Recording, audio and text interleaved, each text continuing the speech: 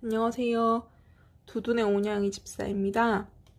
오늘은 채니를 비추면서 제가 고양이 키우지 말라는 그런 제목으로 이제 이야기를 해볼 건데요. 전 5마리나 키우면서 좀 건방진 말일 수도 있는데 그만큼 좀 유념할 점들이 있어서 그걸 알려드리고 싶어서 영상을 만들어 보았어요. 끝까지 봐주시면 제가 왜 그렇게 이야기하는지 잘 아실 수 있을 거예요. 먼저 우선 돈을 모으고 싶으시면 이렇게 생명을 키우는 것에 대해 굉장히 신중해지셔야 돼요. 내 목표가 돈 모으는 게 우선이다 이런 분들은 돈을 이제 원하는 만큼 어느 정도 모았다, 이제 더 이상 안 모아도 된다 이런 시점에서 키우는 게 좋으실 것 같아요. 왜냐면 생각보다 동물을 키우는데 뭐 사람 키우는 것도 굉장한 비용이 들겠지만 동물 키우는 것도 정말 비용이 많이 들어요.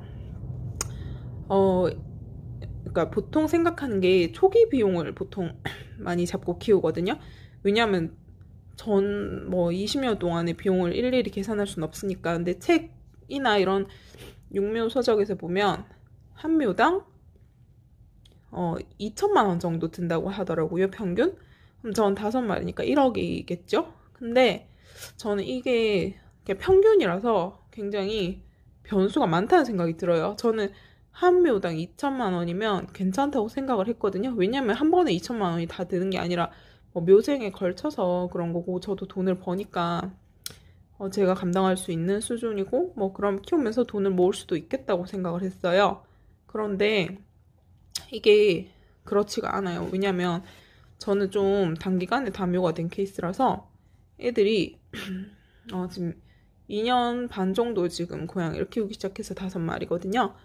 근데 숫자가 많아서 물론 애들이 골고루 아파서 돈이 많이 든다 이런 게 아니고, 아픈 거는 이제 예고 없이 찾아오기 때문에 뭐 병원 중성화 이후에 병원을 안 가는 리마 같은 애는 안 아파요. 아픈 적이 없어요. 그런데 뭐 그렇다고 해서 언제 아플지는 모르지만 리마 같은 경우는 그렇고, 뭐 랑이나 체니 같은 경우에는 갑자기 뭐 특발성으로 갑자기 잘 아팠어요.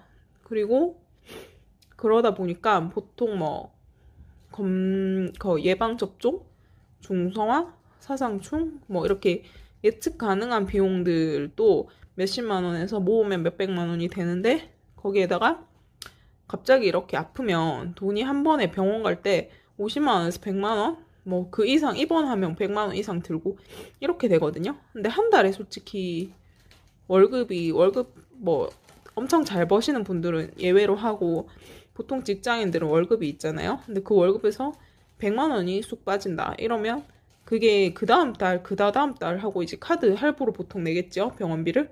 그러면 계속 타격이 생긴단 말이에요. 내가 모으려고 했던 예산이 한정돼 있으니까. 그러니까 돈을 모으는 데 있어서 굉장히, 그러니까 모으는 거는 뭐 저는 모으는 걸 포기했어요. 근데 그게 뭐 제 경우에는 어쨌든 뭐 막 큰 수입은 아니지만 계속 이제 수입이 어느 정도 있으니까 그걸 애들한테 내가 다 써도 뭐 아깝지 않은 그런 마음이기 때문에 가능한 건데, 그렇지 않은 분들도 되게 많잖아요. 그리고 뭐 그렇지 않다고 다 비난할 수는 없는 거고. 그러니까 저는 아예 뭐 다 저처럼 완전 막 헌신할 사람만 키워야 되는 건 아니겠지만, 그래도 굉장히 갑자기 큰 비용이 들 수 있다 이런 거는 꼭 염두에 두셔야 된다고 생각해요. 특히 저 같은 경우에는 어제도 슈가 잇몸이 안 좋은 것 같아서 이제 발치는 생각도 못하고 이제 그냥 스케일링 하러 병원에 갔는데, 치아 흡수 병변이라는 병이 일단 진단을 받아가지고 발치를 2개를 했거든요.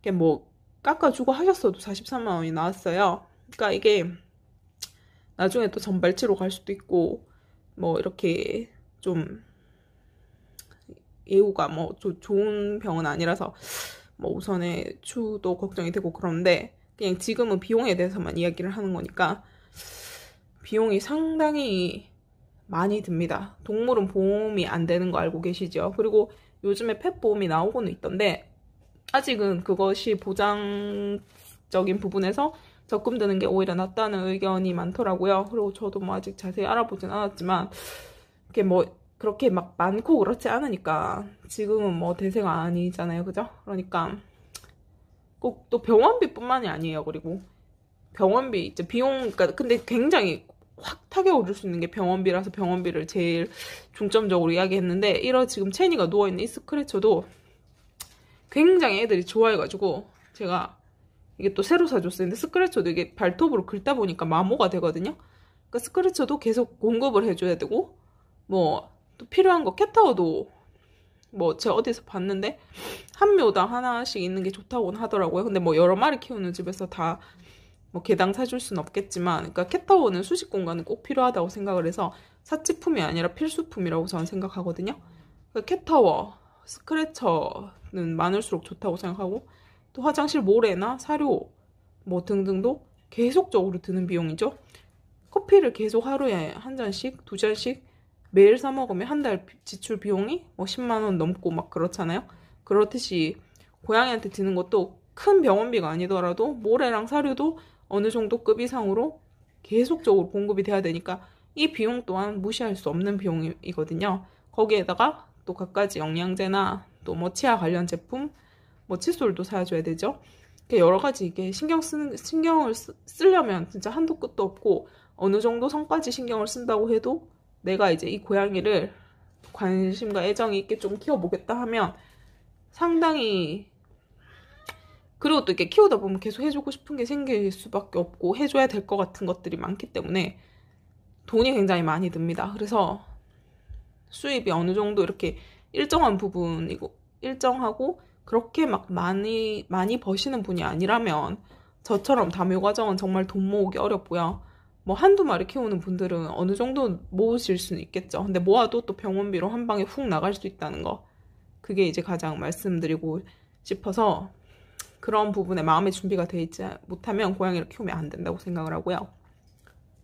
체니 얼굴 가까이서 좀 보는 걸로 마무리하겠고, 영상을 잘 보셨다면 구독과 좋아요 좀 부탁드릴게요.